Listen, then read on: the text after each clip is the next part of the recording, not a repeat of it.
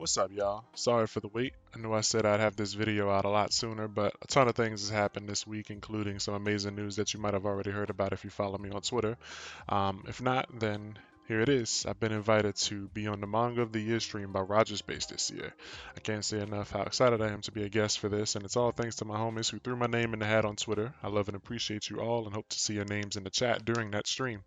If you haven't already voted for what you think should be manga of the year, then go out and vote and don't be afraid to, toss out multiple names. Don't just vote something, one piece and two blanks.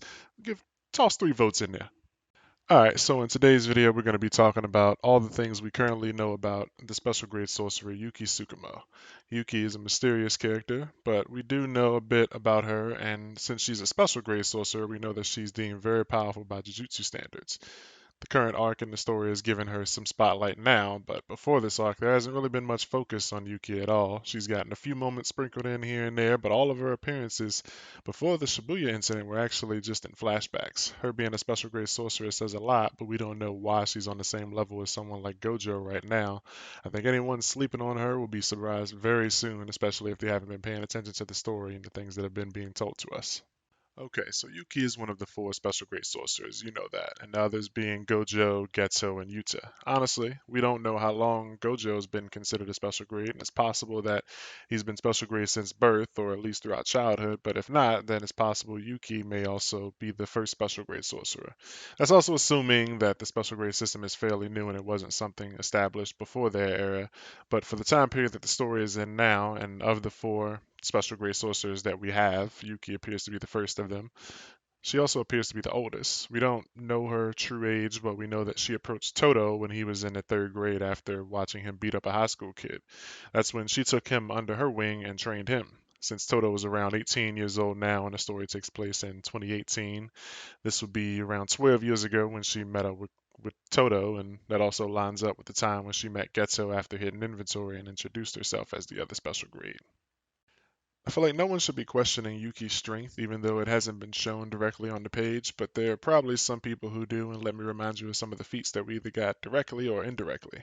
With Toto specifically, we know that he trained under her, and I believe it's in a data book or just one of Gege's interviews that we recently got, where it stated that Toto actually got his scar on his face from training with Yuki. We don't know at what point their master and student relationship ended, but I can't help but think a lot of his strength and what he knows as a sorcerer and how he even teaches Yuji how cursed energy works early on in the story are all things that he learned after working directly under Yuki. Even though we also never got to see this event, but in Volume Zero during the Night of 100 Demons parade, which is the event that Getto unleashed all the curses in Japan. We also know that Toto actually took down five Grade 1 curses and a special grade curse all by himself, single-handedly without using his technique, which he actually confirmed by saying it was only a rumor that he didn't use his curse technique and that he actually did use it versus the special grade.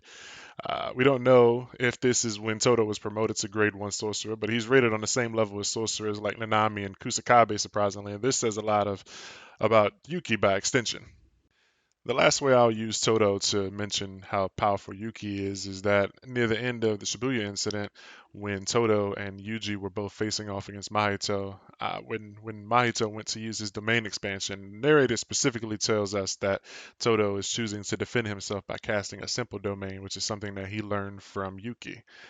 And also, there's that goofy question that Toto asked Megami and Yuji, when he meets them about what kind of girls they like. That's something that he picked up from her. She asked him that when she first met him.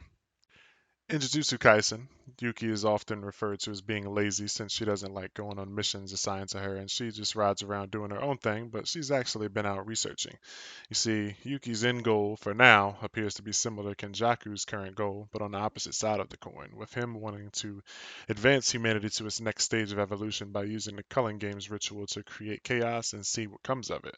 During the hidden inventory arc, she tells Getsu of two ways to achieve her goal. One being to have humanity completely break away from cursed energy the way Toji did, with him being born with a heavenly restriction, and the other way being to teach everyone how to use cursed energy. Both of these methods would prevent cursed energy from leaking and creating cursed spirits. At the time, she was only talking casual about her methods, and this conversation is actually what led Geto down the path he took of wanting to rid the world of all non sorcerers. During that conversation, Yuki tells Getsu that she's given up on that option as using Toji as a reference since he rejected her request to assist with her research, and since now he's dead, she'll pursue other methods. It would have been funny though to see the interaction between Yuki and Toji since we know that he likes women with money, and she probably has tons of it since she's a special grade, but I'd imagine he could tell Yuki was a lot of trouble and probably told her to fuck off. After that conversation with Getsu and Yuki, the next time we see Yuki is at the end of the Shibuya incident arc, which is where she saves our cast from Kenjaku and Uraume. And then she starts talking with Kenjaku, but first she says she's continuing her conversation with Geto, mentioning how he never told her what kind of girls she liked. She says that human evolution lies in breaking away from cursed energy, and Kenjaku says, "Hey man, I thought you gave up on that method back when Toji died," which Yuki replies, "I've gone back to my original principles." Maybe now that Maki exists, she has a plan on using the heavenly restriction again, or maybe she's done enough research in the last 12 years that she's been away to reach a state similar to Maki's. We don't know yet, but I think we'll find out very soon. Something I think that's very important to mention is that recently we've been seeing how Kenjaku behaves around certain characters and also how he feels about them. While sealing Gojo, Gojo tells Kenjaku, "Hey, remember who beat up that body before I killed it," reminding him and warning him of Yuta, to which Kenjaku doesn't take it seriously and he specifically says, "I don't get what everyone sees in him. Yuta won't become the next Gojo." Kenjaku was later toying with people, when he faced off against students, praising Mai for attempting to shoot him with a sniper rifle, calling out Momo flying overhead, shattering Miwa's blade with a single hand, and then attempting to kill her using his own maximum technique, and then praising Kusakabe for blocking the Uzumaki. Kenjaku later can't be bothered to kill Noritoshi Kamo after kicking him out of the clan, and is currently faced off against Shoso, which he considers to be a failure, but during this battle, Kenjaku praises Yuki both directly and indirectly. Indirectly, by telling Choso that the title of the special grade signifies the ability to take down a nation single handedly.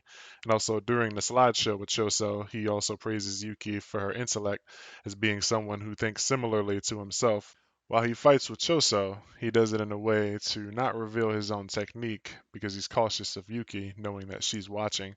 Fortunately, though, Kenjaku does end up forced to use his curse technique for a split second, and even in that brief moment, he realized that he fucked up. He says to himself, "Shit." Or in the official translation, it just goes, "Ah." But I like shit better. When he blocks the supernova that Choso throws at him, realizing Yuki saw it, and that's when she reveals herself. One of the more recent bombs dropped in the manga is that Yuki is actually a former star plasma vessel for Tengen. How she got out of that, we don't know, but we learn that she can hear the voices of the others inside of Tengen. And also, when the gang first arrives at Tengen's location, she mentions Tengen potentially rejecting her entry, and then mentions that. Tengen mentions that they haven't merged again in the last 12 years, and Yuki says, "Oh, so that's why your voice doesn't proliferate." A detail that I feel like many of us overlooked since at the time we didn't know that Yuki could hear the voices. Honestly, it might not be too much of a stretch to think that during Shibuya, when she was talking to Kenjaku, she could actually hear Geto inside of Kenjaku. She does say, "Oh, I was talking to Geto," during that conversation. To go into my own personal theories for strength as well as abilities and how she may achieve her goal, I'll start with her confidence being such a big factor. Back in Shibuya incident, Yuki single-handedly stopped Uraume's attack that would have killed Yuji and Choso if it wasn't for what appeared to be simple domain. Yuki spoke to Kenjaku calmly, even while outnumbered, and she even admits to Yuji that she's only trying to stall for time while LaRue and whoever else she brought along rounded up the wounded people. If you don't remember, LaRue is the guy with the heart stickers on his nipples that was a part of Geto's old crew in Volume Zero. Kenjaku already knew who Yuki was when she arrived, and somehow Yuki knew of Mahito. When Kenjaku goes to use Idol Transfiguration, she asks Yuji, "Yo, there's a cursed spirit named Mahito that can use Idol Transfiguration. Where is he?" But we've never seen these two interact. I mean, maybe there's some sort of network, and people. There's like some Jujutsu web, and they find out about stuff like the names of these cursed spirits, but we don't know how she knows his name. There's also the current fight that we're in right now, which starts with Choso fighting Kenjaku, but before that, we see that Yuki and Choso and Tengen had a conversation about how to approach it. Choso suggests that he would go out and start the fight, and Yuki says you'll die, and she suggests that they go 2v1, and he says he'll draw out his techniques and get Kenjaku to use his ability so that she can figure it out. And she still says he'll die. I believe Yuki shows a lot of confidence here because she doesn't sound too worried about her own life, just that Choso will 100% die. Also, in Shibuya, she shows a lot of confidence, and I think there's a good reason behind all her confidence. Like I said, we don't know exactly what her curse technique is or even what this pet curse spirit does that she keeps around with her, but I personally believe that Yuki possesses an ability to immediately break down someone's technique and form a way to counter it, or that it's just something that she's able to do naturally without a curse technique, which would probably make her even more dangerous if she had that type of ability and a curse technique. Either way, this would make her extremely dangerous and would explain why Kenjaku was pissed about revealing his technique and how Yuki immediately makes her appearance after he does it. As soon as he pops his ability, she shows up. It's like that is very fast. Like she has to have some sort of ability to break down what he can do. As far as her cursed spirit pet thing that she keeps around, I really have no clue. I just really want it to be like a dragonfly with bush cutters in its mouth because that's what it looks like to me, and I want her to pull that out and start trying to cut people. Probably won't happen, but hey, we also can't forget about the possibility that the question that she asked is some sort of trigger or a spell or something where she asks people, "Hey, what kind of girls do you like?" Because she's asked Toto, and that's become his thing now. He asks people that question. Maybe it doesn't have the same effect, but she also asked Geto back in Hidden Inventory, and then when she met Kenjaku face to face, she claims to be speaking to Geto again. When the first thing she says is, "Hey Geto, you never told me the answer to that question." So it could be some sort of trigger for an ability, but we don't know yet. Personally, in the current arc, I think as long as Gege doesn't decide to cut back to the games and step away from the fight with Kenjaku, I think Choso will die here and Yuki will ruin Kenjaku's plans in some way. I don't think she'll die, but I think we'll fully understand Kenjaku's technique as well as learn what Yuki's technique is here. I believe Yuki, being a former vessel to Tengen, may also somehow have found a way to force a merger with Tengen and herself to prevent Kenjaku from doing it, at least as a last resort. And who knows, maybe in some way that plan works for her. Maybe instead of merging into Tengen, she takes Tengen into herself. I don't know. At this point, I'm just spitballing. But yeah, I can't wait to see what happens. Let me know your thoughts. Alright, so this was a Be Forever video, and I'm sorry it took so long for me to make it. If you stuck around this long, I love you, and I hope I didn't forget anything I wanted to say about Yuki. I can't wait to see what Gege gives us this upcoming week. I did want to get this video out before leaks for the new chapter came out. So this video should be coming out Monday the 21st, hopefully, as long as nothing goes wrong.